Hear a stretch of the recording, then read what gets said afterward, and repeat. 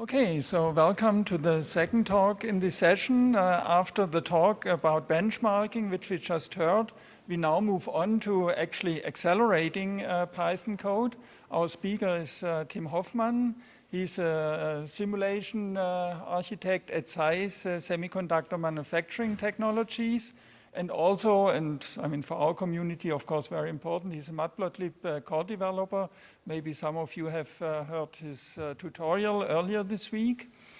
We're looking forward to having a systematic overview. I think that's very important in a field where there are so many different approaches and it's difficult to have the complete overview. So we're looking forward to your talk. Let's welcome Tim.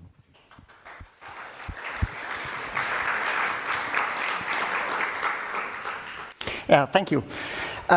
So let's start. Python is slow. Actually, I would claim Python is the slowest major language currently in use. And that's okay.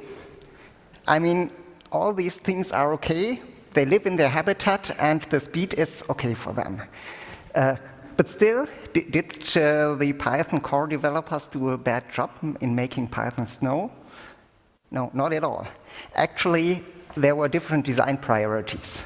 So Python was not designed to be a very fast language or handle vast amounts of data. It was originally designed to be more like a scripting language to help with small tasks. And their convenience and user-friendliness was much more important than pure execution speed. Actually, it was thought of as a replacement for C, where C was just too complicated. So this was a very intentional decision, and it had a lot of consequences in the language design, and that's interpreted, that it's dynamically typed. It has a very high level of abstraction, and also some design choices about parallelization. So we don't go too much into the backgrounds of that, but overall, it turned out this decision was so successful that all people started to use Python not only for the intended things, but for much more things.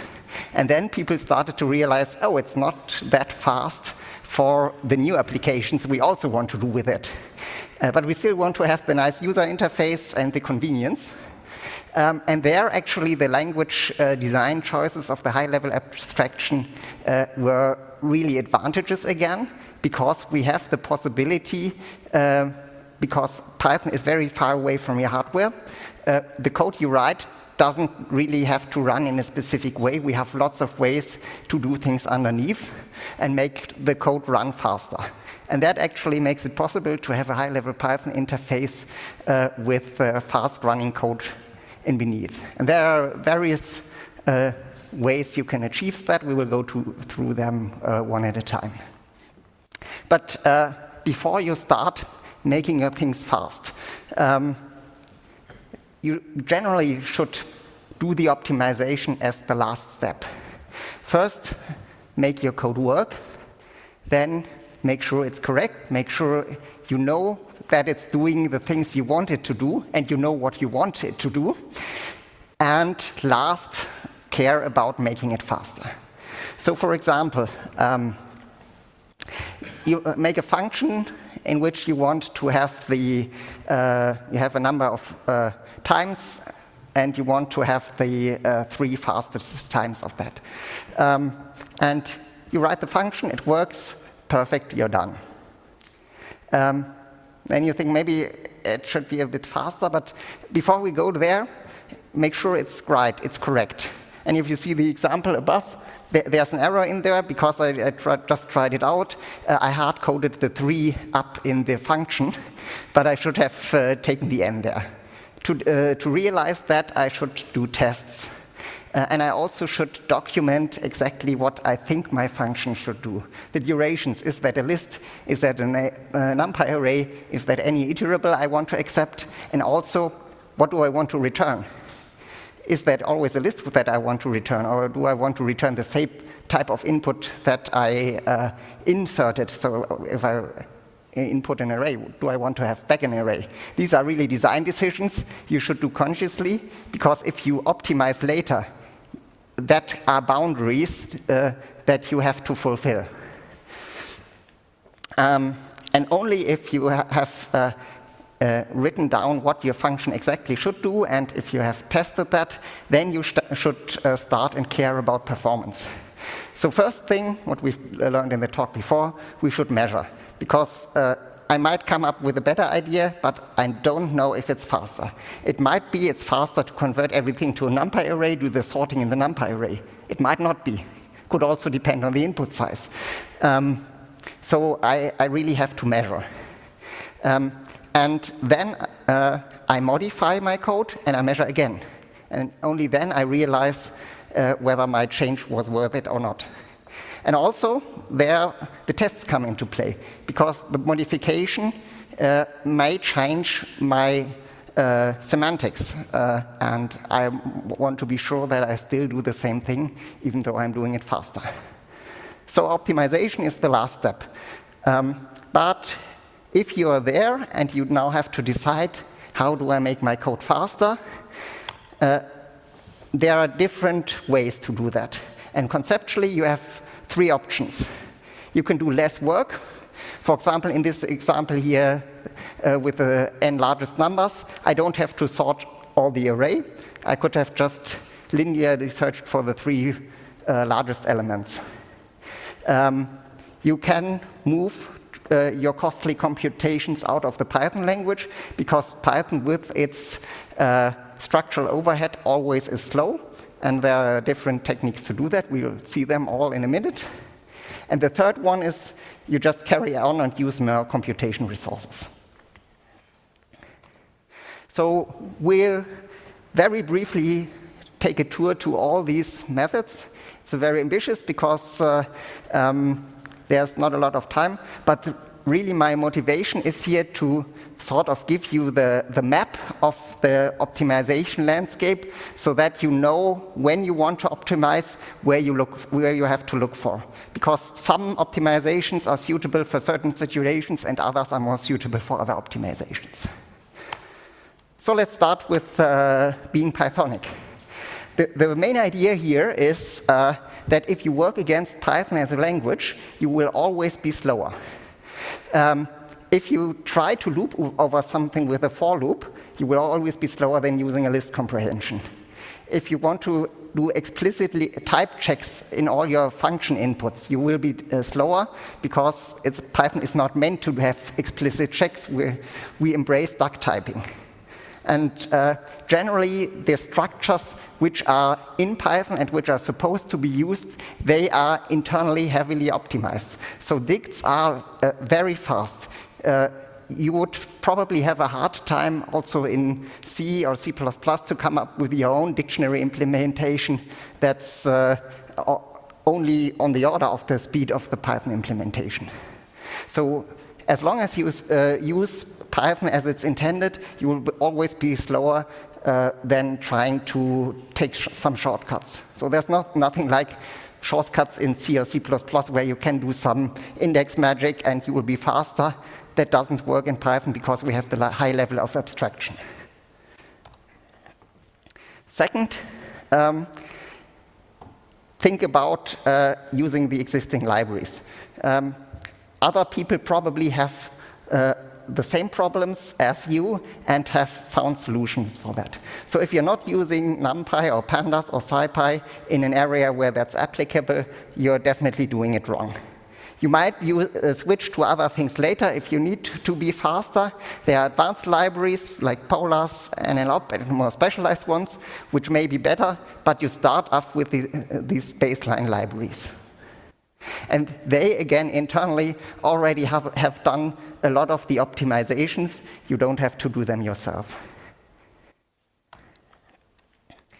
And then the next step is think about your problem and how you can solve it. You may get away with doing less computation effort, so you can avoid unnecessary computations, like in the n-largest example, we don't have to sort. You can use faster algorithms, or, for example, you could use caching in certain situations. And up to here, I would say these are the basic things. They don't cost you too much. This is something you can always do without any significant disadvantages.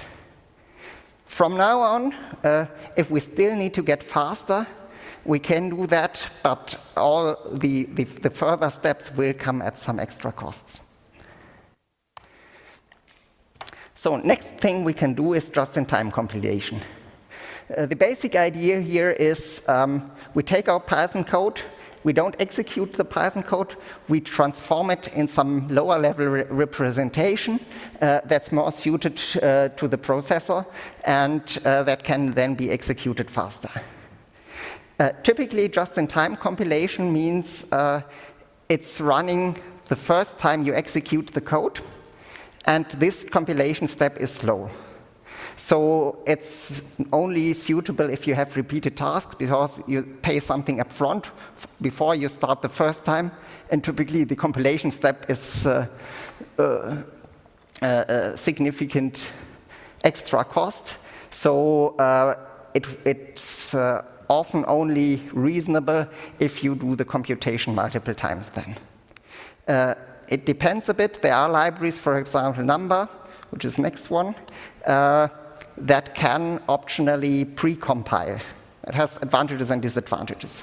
So Number has the basic idea that they're just-in-time individual functions. And it's as the name may suggest, it's mainly focused on improving numerical calculations. Number doesn't support the complete Python syntax, but it supports speeding up functions with numerical computations.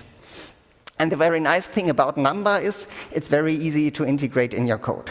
You just write a Python function, and you put a decorator in front of it, and a decorator is something that makes something else out of a function. It takes the function and returns some other function, and the other function then executes the compiled code. That works really without you having to know too much about it. If you go into the details, you can still make slower and faster, get slower and faster results depending on what you do or how you go into the function. But in not too less simple cases, you just apply the decorator and the function gets much faster. Number also has optional GPU support, and as said, pre-compilation is possible.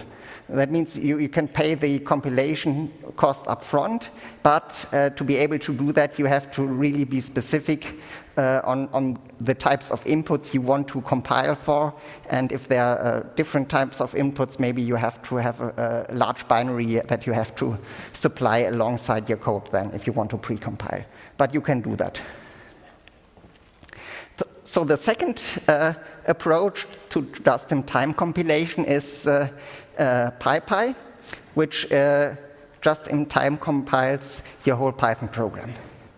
And at first you would say, hey, that's much better. I not only optimize a single function, I optimize my whole program. But the problem with that is Python is really a complex language, and it's much simpler to just-in-time compile numeric code than to just-in-time compile the whole broad spectrum of what we can do in Python. And for example, this has the effect that PiPi doesn't support the complete C extension API of CPython. So there might be some compiled extension from our libraries that don't work with PiPi. And that's a big disadvantage, because if you change to this different Python interpreter, PiPi, you log in for your whole application. Whereas in Number, you can just go to individual functions, make them fast. That's transparent to the rest of your application. If you go to PiPi, you're locked in for the complete application, with the limitations on C extension support, also with the limitation that PiPi is a bit more behind, it's not compatible with the newest Python features, and you really have to make that decision if that's worth it. And more often than not, it's likely you really have to carefully think about it if you want to invest into that. But you can do that, and it's in particularly suited for long-running programs with repetitive tasks. So like web servers or something like this, there may be a payoff for that. Okay, then we come to the topic of parallelization. And the first thing we can do is use our CPUs. We typically have multiple cores nowadays, and by default, Python just uses one core. That's really a waste. So let's use multiple cores. But when you do things in parallel, you have to choose one of two burdens. Either you share the resources, which means you have to sort of synchronize like in this stack of cards, there's one stack of cards on the center, and if people throw at that randomly, it doesn't really work. Or you isolate your resources, you take your resources with you and execute them, access them in private, but that typically means you have to transfer data somewhere, and that's an additional cost. And in Python, and these two ways of operation are basically expressed through threads versus processes. So if you have a single processor with or a single core with a single thread, you have one code execution line, you have your data, so your memory, and everything together, and it's all synchronous. Then you can go to multiple threads, which means you have multiple parallel paths of code execution, and connected with that your position in the program, the stack, but you share your memory. And then you have to really care about and make sure that you have this synchronization, that you don't modify something while somebody else wants to modify some data, so that otherwise you can get inconsistent states, and typically you have to do some locking for that.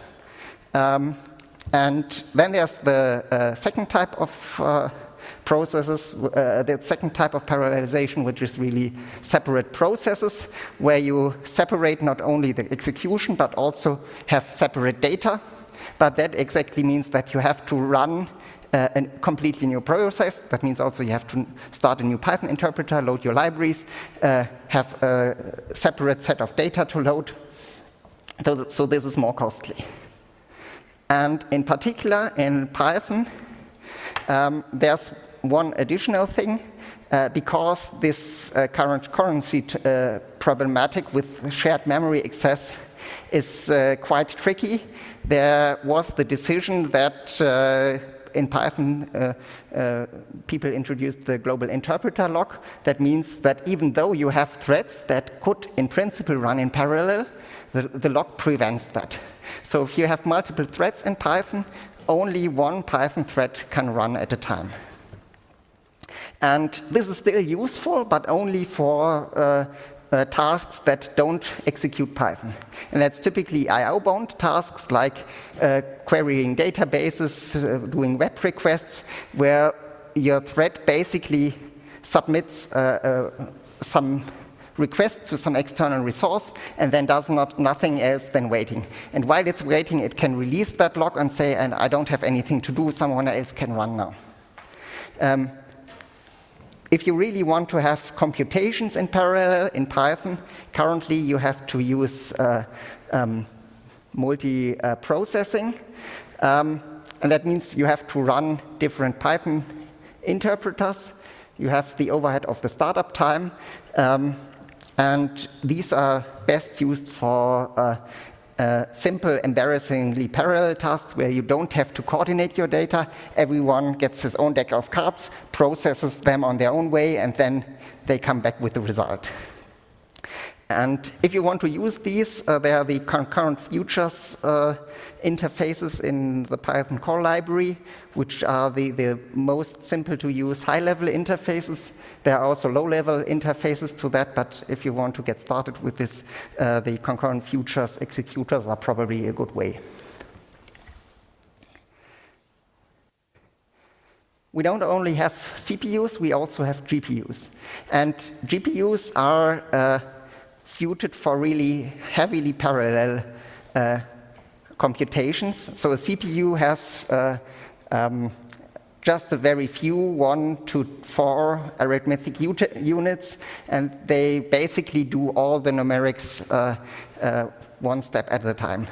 And they are more designed for doing complex logics and serial operations, while GPUs are by design very parallel. If you have a lot of data that flows through the same analytics process, and ideally the analytics process has some sort of complexity, then GPUs are a good task, because you have to transfer your data into the GPU memory, and if you just want to add many numbers, it's probably still faster on the CPU, because otherwise you would have to transfer your data, then you have a very fast computation, but you have to transfer your data back, and if the computation is too simple, the data transfer would still make it slow for you.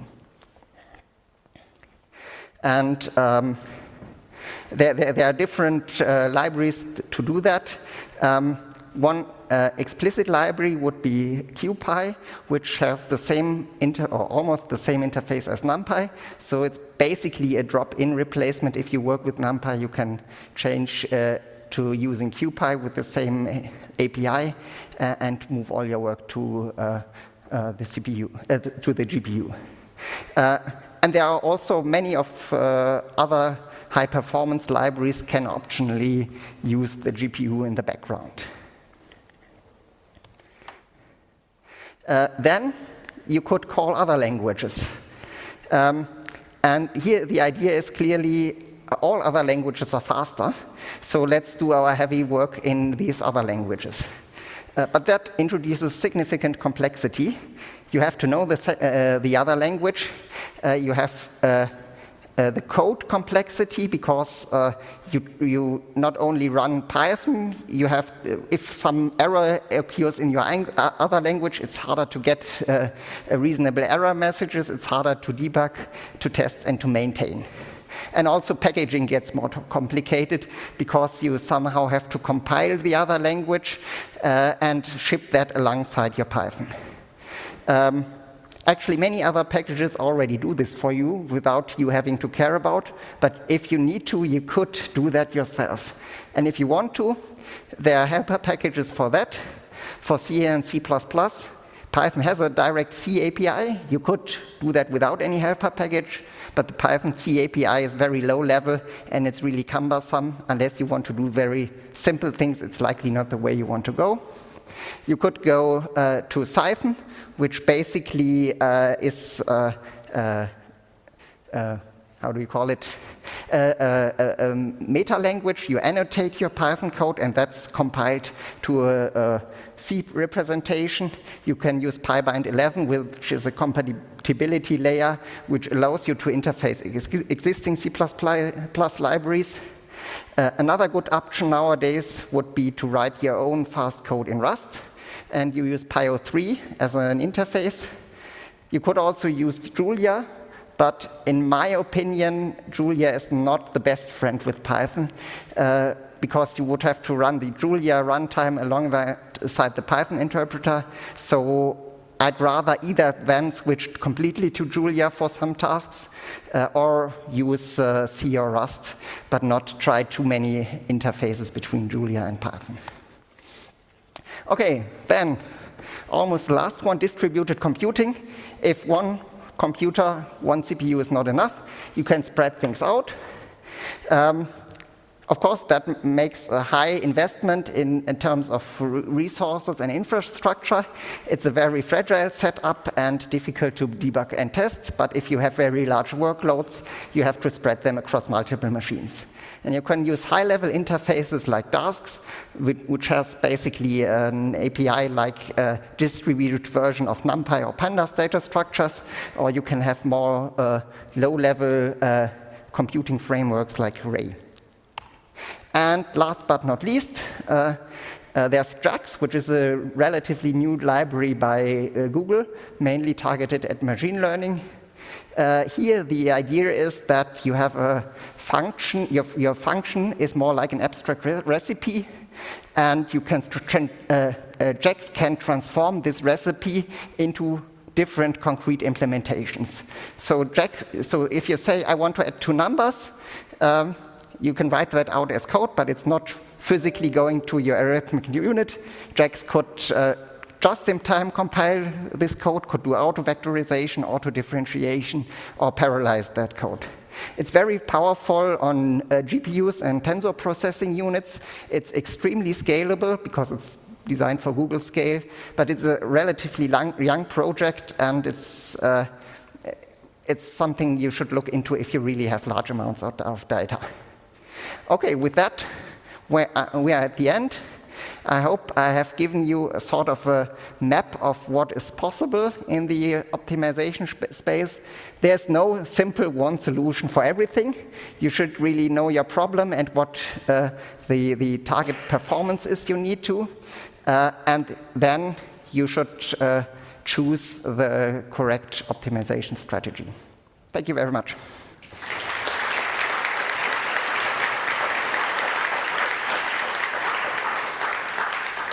Thank you very much, Tim, for this very instructive overview. There are probably a few questions.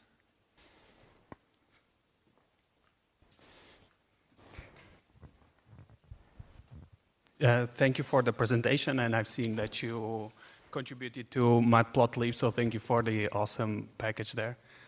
My question is, do you have any tips or tricks for measuring or profiling your function, Python function and Python code? Do it. You can start very simple. Just doing a time is better than doing nothing. But we had just the talk before did go to all the difficulties you can have with performance metrics and measuring. So a simple measurement is better than no measurement. But you want to get a realistic feeling of how your code performs, definitely. Further questions?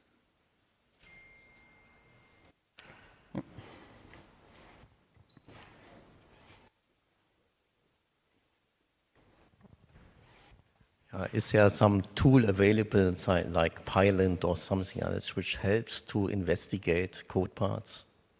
Or is it always on my own? Yeah, you have profilers. You have profilers which can tell you where in your code the slow parts are, and you definitely should use them. Profiling is a complete topic. You can have profilers that profile your functions. You can have profilers that look into your function for every line. And you should definitely look at the slow parts of your code and not just start to randomly optimize just because you guess something could be slow. Yeah. Question. We recognize lately in our projects that someone was on battery safe of his laptop. And by this, have you experience with this also, that the code behaves different if you are on battery safe? Certainly. So CPUs are very complex structures. They do all sorts of internal optimizations to make your code run faster. They prefetch some of your code and execute it just in case they will need it later on sometimes. They can change orders of execution. They can scale down the clock speeds of their cores. They can shift processes to other cores. You also have the operating system in the background. If there's something running in the background which is taking resources, your code gets slower as well. So there's a lot going on that varies for the performance. And that's particularly for the measurement, that's a problem, yeah. Thank you. We have time for maybe one urgent question. Doesn't seem to be the case. There's one. There's one question. Thank you so much. Hi. Yeah, one interesting aspect of JAX maybe is the fact that their just-in-time compiler is working with an abstraction of the operation that you make to try and then be able to target many architectures, which is perhaps a bit different from the way Numba does it. Yeah. Do you think that that's kind of the future of just-in-time compiling? Because you mentioned Numba supports GPU, but in a very different API and not feature complete in terms of what it can actually support in comparison to the CPU. And that's a bit cumbersome for the user to have to constantly, Yeah, JAX also cannot optimize complete programs. JAX can only optimize pure functions, so it's very specific. And also, at least in the current state, JAX is not bringing you much in terms of speed up just on the CPU. It's not really faster than NumPy, I have read. I've not used it that way, but I've read that it's not really faster than NumPy on a CPU because it's more, I mean, Google uses it on large-scale tensor processing units and GPU clusters, and there it's really playing out its advantage. Okay, thank you. Okay, so let's thank Tim again for this nice talk.